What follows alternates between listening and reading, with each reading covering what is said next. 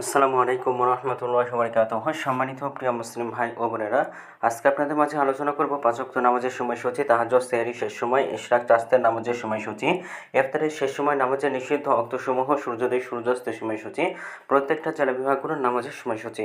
তো আজকে বুধবার 15 জুলাই 2026 ইংরেজি, 31 আষাঢ় 1432 বাংলা, 29 মুহররম 1447 হিজরি, ঢাকা মতো পার্শ্ববর্তী এলাকার নামাজের সময়সূচিগুলো তুলে ধরবো। তারপরে অন্যান্য জেলা বিভাগগুলোর নামাজের সময়সূচিগুলো তুলে ধরবো।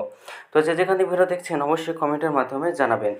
আজকে ঢাকা মতো পার্শ্ববর্তী এলাকার ফজরের নামাজের রক্ত শুরু হবে 3:55 শেষ হবে 5:18। জোহরের নামাজের রক্ত শুরু হবে 12:08, শেষ হবে 4:42। আসরের নামাজ রক্ত শুরু হবে 4:43, আসরের নামাজ রক্ত শেষ হবে 6:32।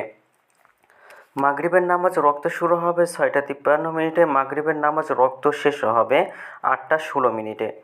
এশার নামাজ রক্ত আজকে শুরু হবে 8:17, এশার নামাজ রক্ত আজকে শেষ হবে 3:49, অর্থাৎ সুবহ সাদিকের পূর্ব পর্যন্ত সময়টা বিদ্যমান থাকে।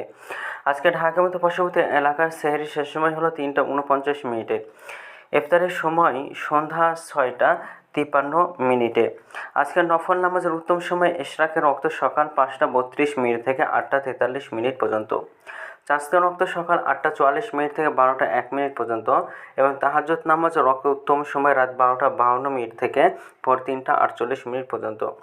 আজকের নামাজের নিষিদ্ধ অক্ত হলো 3টার সময়, সকালে 5:18 থেকে 5:31 পর্যন্ত, দুপুরে 12:02 থেকে 12:07 পর্যন্ত, এবং সন্ধ্যায় 6:49 থেকে 6:38 পর্যন্ত। এই ছিল ঢাকার মতো পার্শ্ববর্তী এলাকার নামাজের সময়সূচি। এখন আলোচনা করব বিভাগীয় শহরের জন্য উল্লিখিত সময়ের সঙ্গে। যেসব বিভাগের সময় আপনারা যোগ বিয়োগ করবেন তা হলো এই, অর্থাৎ আপনারা বিয়োগ করবেন চট্টগ্রামে 5 মিনিট এবং সিলেটে 6 মিনিট কম করবেন। ঢাকার মতো পার্শ্ববর্তী এলাকার জন্য আমাদের সময়সূচিটা রয়েছে, সেখান থেকে চট্টগ্রামে 5 মিনিট এবং সিলেটে 6 মিনিট কম করবেন। যোগ করবেন খুলনাতে 3 মিনিট, রাজশাহীতে 7 মিনিট, রংপুর 8 মিনিট, বরিশালে 1 মিনিট বেশি করবেন। ঢাকার মতো পার্শ্ববর্তী এলাকার জন্য আমাদের সময়সূচিটা রয়েছে সেখান থেকে। তো আজকের ভিডিওটি বেঁধে ছিল, আর এই সুযোগে নিয়েছি ইসলামিক ফাউন্ডেশন থেকে। ভিডিওটি ভালো লাগলে অবশ্যই চ্যানেলটি সাবস্ক্রাইব করে পাশে থাকবেন। ধন্যবাদ সকলকে। আসসালামু আলাইকুম।